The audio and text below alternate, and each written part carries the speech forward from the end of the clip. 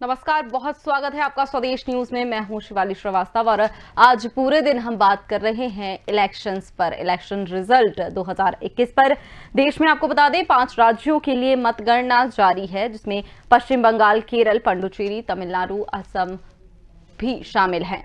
आपको बताते चलें आपको कि कई राज्यों में, जहां पर पश्चिम बंगाल की अगर हम बात कर ले तो टीएमसी लगातार बढ़त बनाए हुई है, वहीं असम में बीजेपी ने अपना बोलबाला जारी रखा है।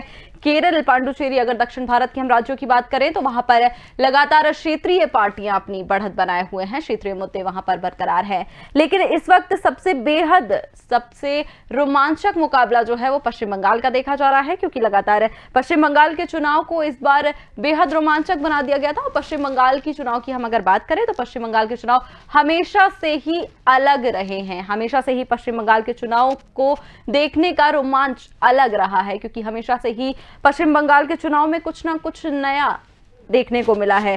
तो इस बार भी भाजपा और टीएमसी की टक्कर वहां पर देखने को मिल रही है पश्चिम बंगाल में। हमारे साथ चर्चा में बीजेपी प्रवक्ता नेहा बग्गा और टीएमसी नेता बंगाल फरीद खान जुड़ गए हैं। बहुत बहुत स्वागत है आप दोनों का स्वदेश न्यूज में। जी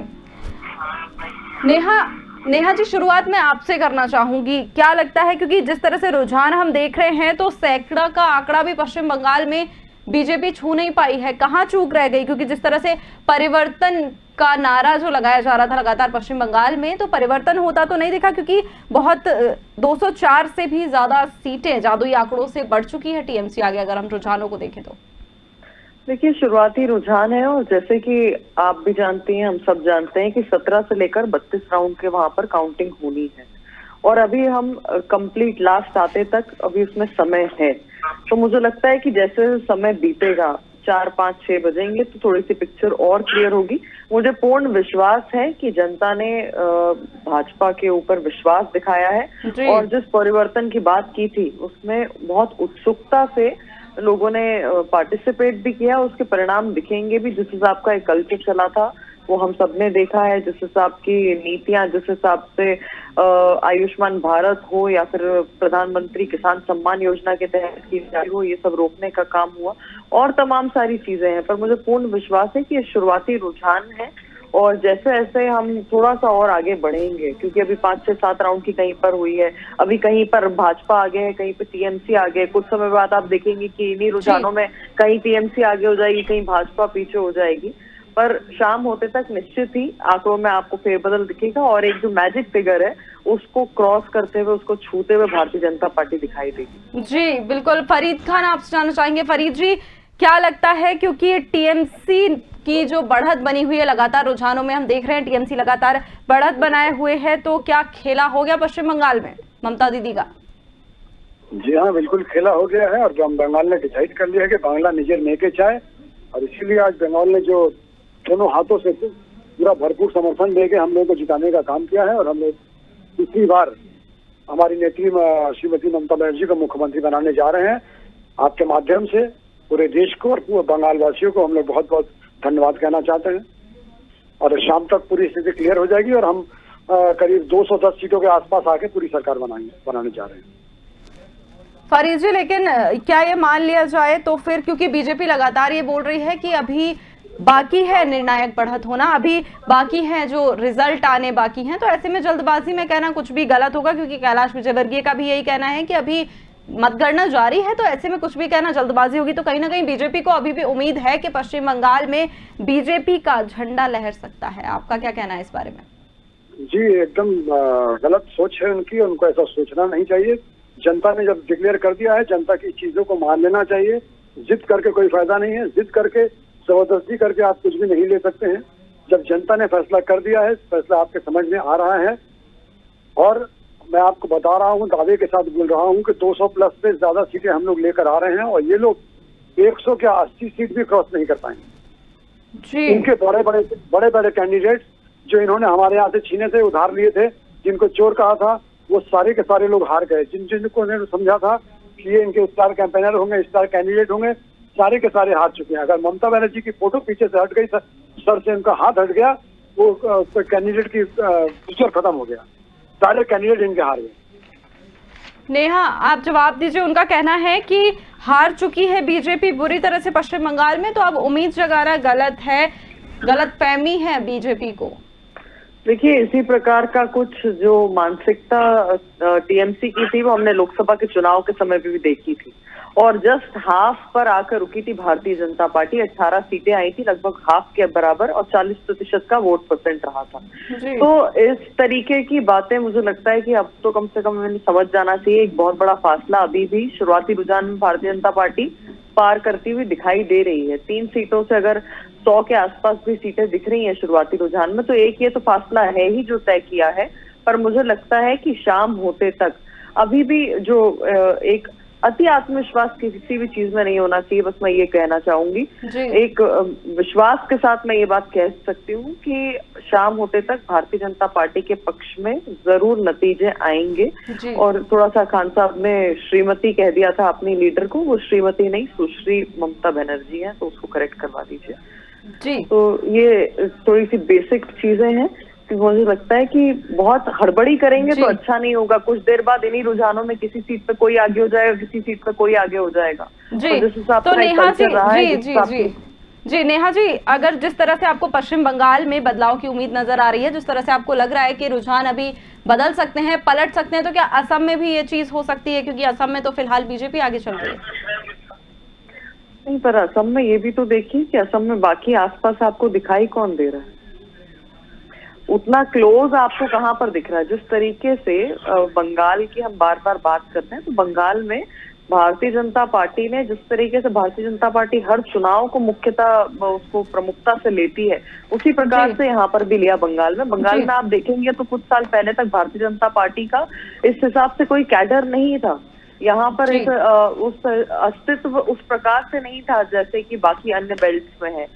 मगर लगातार पार्टी नेतृत्व ने, लगातार कार्यकर्ता ने लगातार संगठन का विस्तार करने का काम किया है, और उसी का कारण है कि पहले लोकसभा और लोकसभा के बाद अब जो विधानसभा का चुनाव होने जा रहा है, उसमें एक लंबा फासला तय करती हुई भारतीय जनता पार्टी नजर आ रही है। और जो लोगों में आत्मविश्वास दिखा था, जिस हिसाब से जनता ने स्नेह दिया, जिस हिसाब से जनता ने विश्वास दिखाया है भारतीय जनता पार्टी पर, मुझे पूर्ण विश्वास है कि शाम होते तक नतीजे, magic figure Bharatiya Janata party के पक्ष में दिखेगा जी। फरीद जी, क्या कुछ कहना इस बारे में? क्योंकि लगातार बीजेपी की तरफ से कहा जा रहा है कि पलट सकती है अभी सिचुएशन, अभी कुछ कहना जल्दबाजी है, तो क्या लगता है कि पलट जाएगी सिचुएशन, परिवर्तन की लहर दौड़ पड़ेगी? सबसे पहले तो मैं नेहा जी का धन्यवाद कहना चाहूंगा कि उन्होंने मेरी गलती को करेक्ट करने की कोशिश की। लेकिन हमारे बंगाल का कल्चर ये है कि किसी भी लेडी के आगे हम लोग श्रीमती लगाते हैं, और ये बंगाल का कल्चर है। मैं इसके बारे में तफसील में अभी नहीं जाऊंगा, क्योंकि ये रविन्द्रनाथ टैगोर की धरती है। यहाँ पर जब उन्होंने हिंदू मुसलमान की बहुत सालों पहले कुछ बात चली थी, तो उन्होंने राखी बंधन का उत्सव यहाँ शुरू किया था कि जो हर कोई, ना कि भाई बहन, हर कोई किसी को राखी बांध सकता। तो खैर बंगाल का कल्चर थोड़ा डिफरेंट है। खैर जो भी, उन्होंने मुझे करेक्ट करने की कोशिश की थी, मैं उनका शुक्रिया अदा करना चाहूंगा। दूसरी बात, आशाएं तो रहनी चाहिए, आशा होती है, और उनके पार्टी के लीडर हैं, उनकी आशा है कि शाम तक रिजल्ट बदलेगा, रहनी चाहिए। लेकिन मुझे अपनी पार्टी, मेरे अपने लोगों पर, मुझे अपने बंगाल पर पूरा विश्वास है। और जो रुझान दिख रहे हैं, तो जहां तक अब तो देखिए 3 बज भी गया है, तो रुझान जो दिख रहे हैं अभी भी 202 205 में हमारी लीड दिखाई जा रही है। बंगाल में बीजेपी की लीड 84 से 85। तो रुझान जब 3 बज गया है, अब तक जो है इसमें और ज्यादा कुछ चेंज होने वाला नहीं है। और इनके नेता श्री कैलाश विजयवर्गीय जी ने भी आके अपनी हार को स्वीकार कर लिया है। उन्होंने ये भी स्वीकार कर लिया है कि वो शॉक्ड हैं कि उनके केंद्रीय मंत्री श्री बाबुल सुप्रियो जी और लॉकेट चैटर्जी MP हैं, वो किस तरह से हार रहे हैं। उन्होंने इस पर भी अचंभित हुए हैं वो।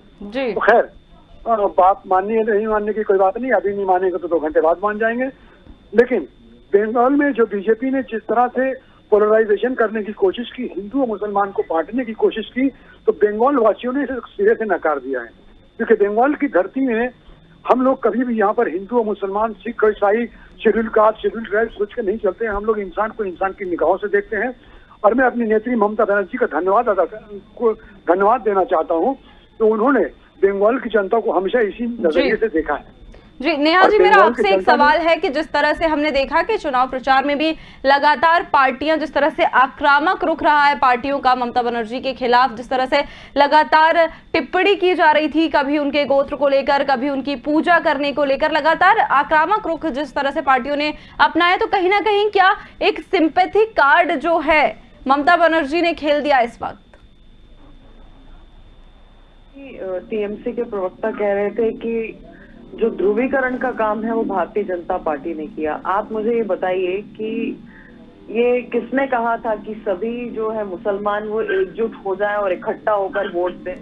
ये बताइए कि रामनवमी पर रोक लगाने का काम किसने किया था? ये बताइए सरस्वती पूजा पर रोक लगाने का काम किसने किया था? ये बताइए कि कोई श्री राम का नाम ले लेता था तो गुस्सा किसको आ जाता था? ये बताइए कि जो एक फ्लीट चैट इनके जो पॉलिटिकल स्ट्रैटेजिस्ट हैं उनकी लीक हुई, उसमें किसने ध्रुवीकरण को स्वीकारा था? उसमें किसने कहा था कि ममता बनर्जी के खिलाफ आक्रोश है बहुसंख्यकों का, क्योंकि वो एक तरफ उनका झुकाव रहा है और उन्होंने हमेशा ये प्रोपेगेंडा चलाया ध्रुवीकरण का। तो ये सारी बातें आज पब्लिक प्लेटफॉर्म पर हैं, पर अब मुझे लगता है कि ये सारी बातें जनता के बीच में लगातार उठाने का काम भारतीय जनता पार्टी ने किया। जनता ने हमेशा इस बात को समझा भी है। आज वो समय नहीं है, आज समय है कि जो परिणाम है वो सामने दिखने वाले हैं, सामने आने वाले हैं, और जो भी पार्टी होती है वो अपने तरीके से तैयारी कर जाती है। आज जो फासला भारतीय जनता पार्टी ने पार किया है, जिस तरीके से 3 से आज 100 के पास लगभग दिख रही है, मुझे लगता है कि ये एक कैडर का बहुत बड़ा जो परिश्रम रहा है उसकी वजह से दिखाई दिया है। लेफ्ट और कांग्रेस कहीं पर भी नजर नहीं आ रहे हैं।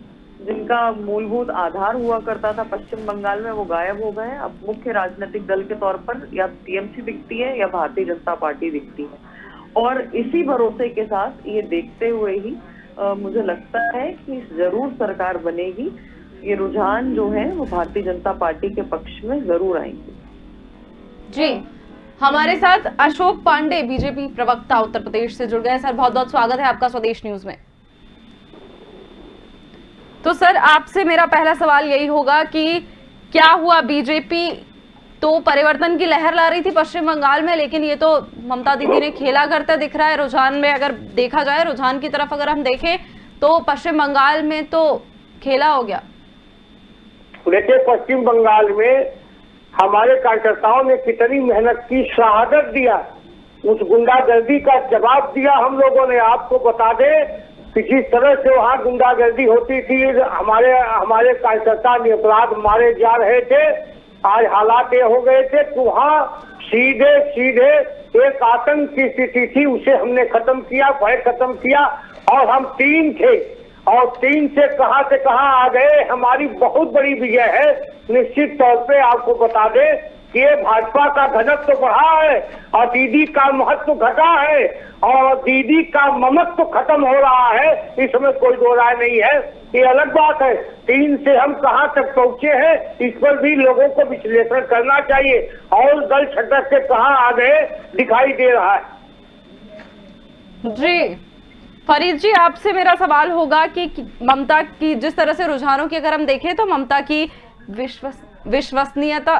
विश्वसनीयता जो है वो लगातार दिख रही है, तो इस पर क्या कहना है? बीजेपी लगातार बोल रही है कि बीजेपी कार्यकर्ताओं ने जिस तरह से पश्चिम बंगाल में हिंसा एक बड़ा मुद्दा हो गया था चुनाव के टाइम पे, तो इस बारे में क्या कुछ कहना चाहेंगे आप?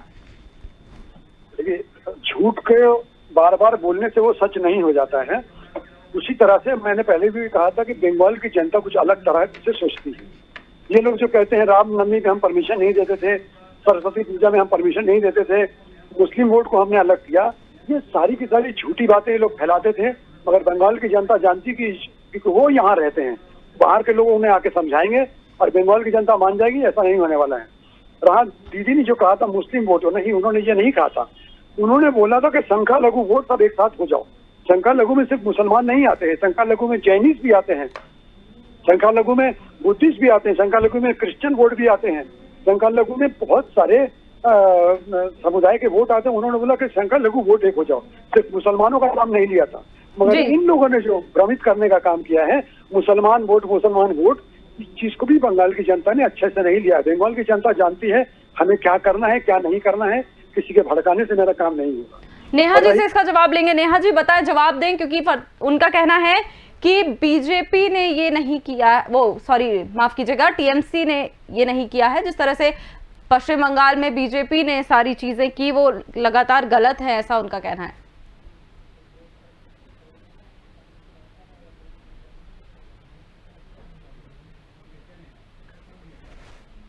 नेहा जी, आपको हमारी आवाज आ रही है? नेहा जी से हमारा संपर्क नेहा जी से थोड़ी देर के लिए टूट गया है। फिर से कोशिश करेंगे उनसे जुड़ने की। जब तक सवाल ले लेते हैं अशोक जी से। अशोक जी, आप जवाब दीजिए इस बात का, जिस तरह से वो ये बोल रहे थे कि बीजेपी ने लगातार जो चीजें की है, हिंसा का कोई मुद्दा नहीं है, झूठ बोल रहे हैं बीजेपी वाले। क्या कहना चाहेंगे इस बारे में? स्वयं 150 कार्यकर्ताओं की शहादत दी है जी। गलत तरह से टीएमसी के गुंडे दौड़ा के मार रहे थे, वो चैनल दिखा रहे थे। और सबसे बड़ी बात तो यही है कि हमने गुंडेई का जवाब दिया, वहाँ कम्युनिस्ट पार्टी कांग्रेस हाशिए पे आ गई, लेकिन भारतीय जनता पार्टी ने एकदम लगा के लड़ा। एक कार्यकर्ता की भांति प्रधानमंत्री तक ने काम किया, जिसका परिणाम है कि हम 3 से कितना कहां तक आ गए। ये हमारी सबसे बड़ी नैतिक विजय है। वरना हम तो आसाम जीते गए, कई प्रदेश जीते हैं, केंद्र में सरकार है, लेकिन बंगाल में हमने जितनी सीटें हासिल की है वो हमारे लिए विजय के बराबर है। जी, नेहा जी से हमारा संपर्क हो गया है। नेहा जी, आपसे मैं पूछ रही थी कि जिस तरह से लगातार टीएमसी कह रही है कि मुस्लिम वोट बैंक का कुछ नहीं है, बीजेपी लगातार झूठ बोलती आ रही है, टीएमसी ने ऐसा कोई भी ध्रुवीकरण नहीं किया है। इस बारे में आप क्या कहना चाहेंगे टीएमसी को? देखिए, वो बयान जो ममता दीदी का है वो हम सबने देखा है, जिसमें वो मुसलमानों से आह्वान कर रही थी। और दूसरी बार में भी जब वो 5th फेज में गई हैं, तब उन्होंने सिर्फ नाम नहीं लिया, पर जिस प्रकार की भाषा का इस्तेमाल किया, ये सब जानते थे कि वो कौन से वोट बैंक को इकट्ठा होने की बात कर रही हैं और किससे आग्रह कर रही हैं कि अगर वो इकट्ठा नहीं हुए तो भारतीय जनता पार्टी जीत जाएगी। तो इस प्रकार की जो भाषा है, मुझे लगता है कि आज आजादी के इतने वर्षों बाद अगर इस प्रकार का ध्रुवीकरण कोई पार्टी कर रही है तो बेहद शर्मनाक है। शर्म आनी चाहिए। कोई मुख्यमंत्री होके अगर इस प्रकार से अपनी ही जनता को बांटने का काम करता है तो उन्हें शर्म आनी चाहिए। भारतीय जनता पार्टी सिर्फ एक उस पे अपने ध्येय पे, मूल मंत्र पे चलती है, सबका साथ, सबका विकास, सबका विश्वास। जब प्रधानमंत्री जी कहते हैं किसान सम्मान योजना के तहत पैसे दिए जाएंगे तो दीदी रोक लेती हैं, पर ये किसान सम्मान निधि का पैसा हर व्यक्ति को दिया जाता है, चाहे वो रहीम हो चाहे वो रमेश हो। उसी प्रकार से अगर गैस उपलब्ध कराई जाती है तो ये हर महिला को दी जाती है, चाहे वो किसी भी धार्मिक उत्सव से आती हो। तो ये जिस प्रकार का एक एजेंडा ममता दीदी ने चलाया था, जो ध्रुवीकरण किया था, आप हम सब जानते हैं कि सरस्वती पूजा पे रोक लगा दी आपने, पर उर्दू पढ़ना एक तरीके से कंपलसरी कर दिया। हम सब जानते हैं कि रामनवमी पर आपने रोक लगा दी, पर जिस तरीके से लोगों को दुर्गा की मूर्ति विसर्जन करने के लिए कोर्ट का सहारा लेना पड़ा, तो कहां पर इनका झुकाव था? किस झुकाव की बात प्रशांत किशोर कर रहे थे? वो जनता करीब से देखती है, जनता समझती है, और आज के समय में इस भेदभाव के लिए कोई जगह नहीं है। जो जवाब दीजिए फरीद जी। एकमात्र काम होना चाहिए कि जनता जो भी हो हमारे लिए सामान्य तौर पर उसको देखने का नजरिया होना चाहिए सबसे पहले। फरीद जी जवाब दीजिए, क्यों ये भेदभाव किया गया पश्चिम बंगाल में? जी, ये ध्रुवीकरण की बात करती हैं, मगर अगर ये दीदी ने मुस्लिम वोट के बारे में जो बोला, संख्या लघु के बारे में बोला, अगर ये हिंदू वोट के बारे में बोलते हैं तो सब कुछ ठीक है। दीदी जो करती है वो गलत करती है। ये बोलती है सबका साथ सबका विकास, और हम तो बोलते हैं सबका साथ सबका विनाश। ये एक विनाशकारी पार्टी है जो सबका विनाश करना चाहती है। वो चाही थी कि बंगाल में आकर सबका विनाश करेंगे, मगर बंगाल वासियों ने इन्हें पहले से समझ लिया था, जो 7 साल में पूरे देश में कुछ नहीं कर सका, मेरा भला क्या करेगा। ये बात करती है कि किसान सम्मान की बात, आप तो सिर्फ कहते हैं, आप तो पैसा भेजते नहीं है। दीदी ने अपने खुद स्टेट से किसान सम्मान की बात की, और हम 6,000 रुपया सालाना उनको देने का काम करते हैं, और अभी मेरे द्वारा सरकार बनेगी, हम उससे भी ज्यादा उनको पैसा देने का काम करेंगे। इन्होंने गैस की बात की, ये बोलते हैं बंगाल में इन्होंने 75 लाख घरों में गैस दी। आज हम इनसे पूछना चाहते हैं, जिन लोगों के पास खुद पैसा नहीं था, जो गैस नहीं ले सकते थे, तब 400 की गैस दी थी। आज इन्होंने गैस का दाम 1000 रुपया कर दिया है। आज इन्होंने जाके उस घर में जाके पता किया है कि वहाँ गैस जल रही है कि नहीं जल रही है। इन्होंने गैस दान को उठा के बाहर फेंक दिया है, उसी में कोयला और मिट्टी लपेट के कोयला जला रहे हैं वो लोग। ये बात जी। करते हैं आयुष्मान कार्ड की।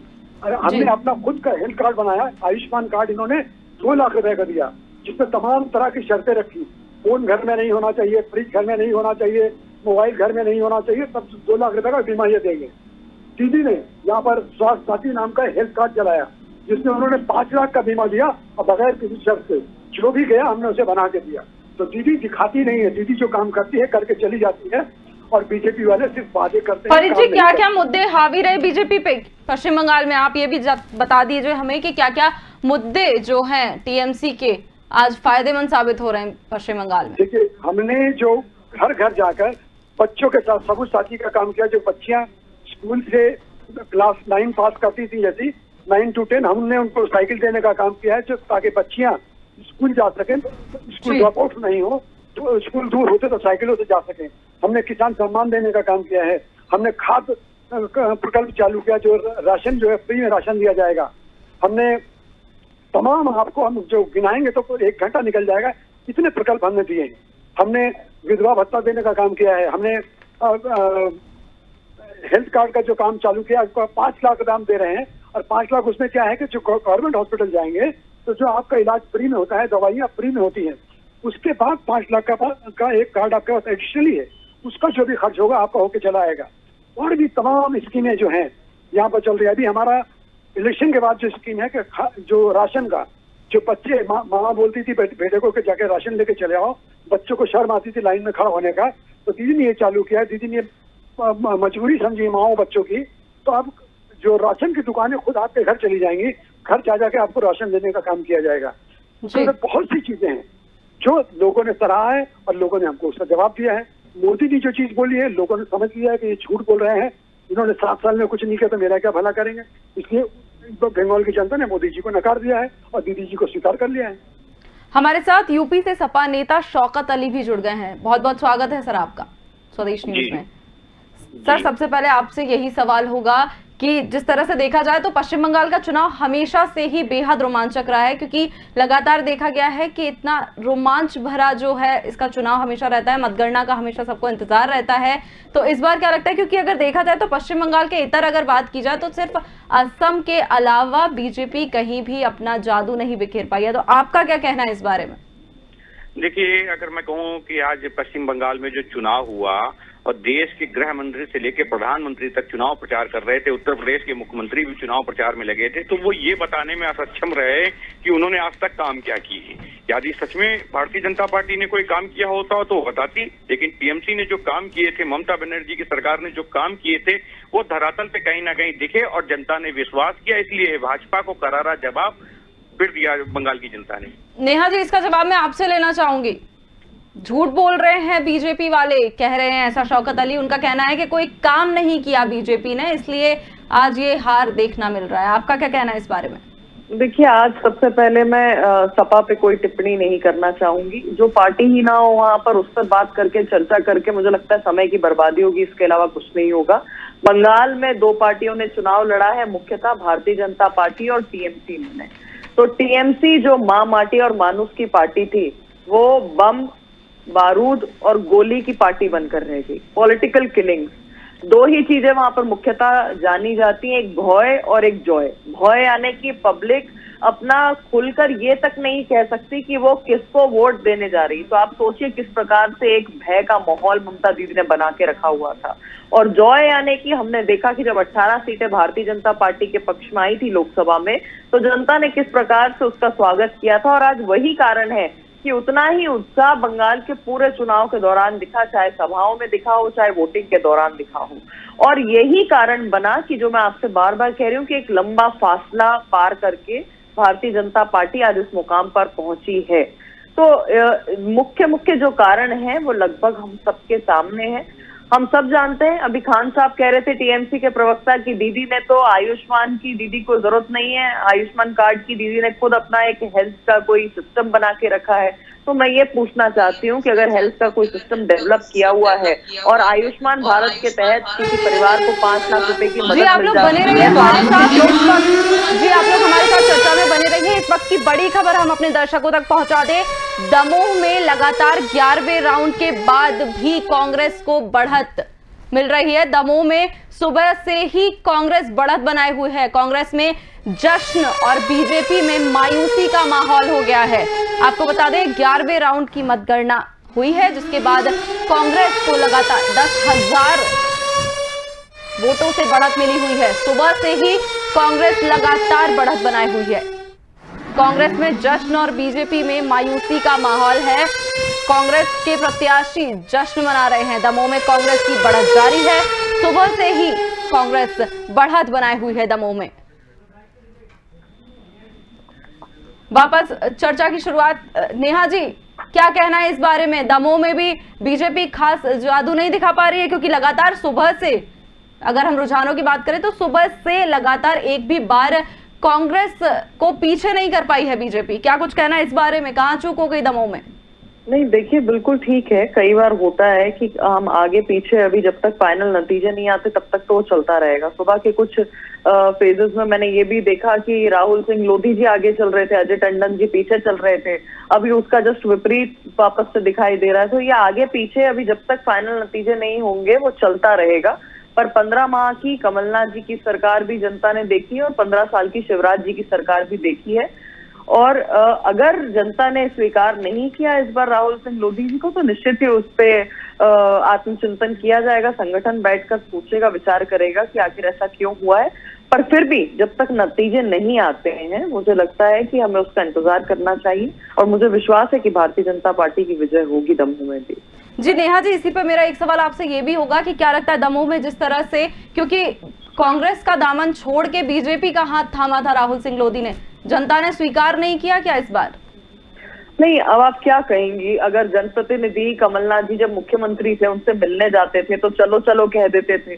अब आप क्या कहेंगी कि उनके ही सरकार में मंत्री उमंग सिंगार कहते थे कि यहाँ पे पूरा नेक्सस चल रहा है माफियाओं का, चाहे शराब माफिया हो चाहे रेत माफिया हो। आप क्या कहेंगी कि उनके ही मंत्री गोविंद सिंह कहते थे कि भैया मुझे यहाँ पे डर लगता है, मेरी जान को खतरा है, यहाँ पे रेत माफिया सक्रिय हो गया सरकार के नेतृत्व में। आप क्या कहेंगे अगर 3 महीने के अंदर 281 करोड़ रुपए का छापा पड़ता है और वो पैसा कमलनाथ जी के ओएसडी के यहाँ से मिलता है? चलो चलो की नीति, इतने वरिष्ठ जो जनप्रतिनिधि चुनकर आए हैं उनको चलो चलो, घड़ी देख के समय नहीं है, हफ्ते में 7 दिन ही होते हैं, 8 सांसें लाऊं। तो इस प्रकार की भाषा का इस्तेमाल करना, जनप्रतिनिधियों को लगातार ठेस पहुंचाना, जो लोग जनता के लिए प्रतिबद्ध हैं, जिन्हें काम करना है, उन्हें ऐसे कदम उठाने पड़ेंगे। उन्हें उस पार्टी के साथ जाना पड़ेगा जिसकी आइडियोलॉजी, जिसके पास नेता भी है, नेतृत्व भी है, नीतियां भी हैं, और जिसकी आइडियोलॉजी सिर्फ और सिर्फ देश की और प्रदेश की विकास है और कुछ नहीं। जी अशोक पांडे जी, आपसे मेरा सवाल ये रहेगा कि अगर बात की जाए असम की, तो असम के अलावा कहीं भी बीजेपी ने अपना जादू नहीं दिखाया है। असम को अगर हम हटा दें तो कहीं भी बीजेपी को बढ़त नहीं मिल रही है। क्या चूक हो गई इस बार? क्योंकि लगातार जिस तरह से हमने देखा है कि हर जगह बीजेपी ने पुरजोर प्रचार प्रसार किया था अपनी पार्टी का, तो फिर ऐसा क्यों?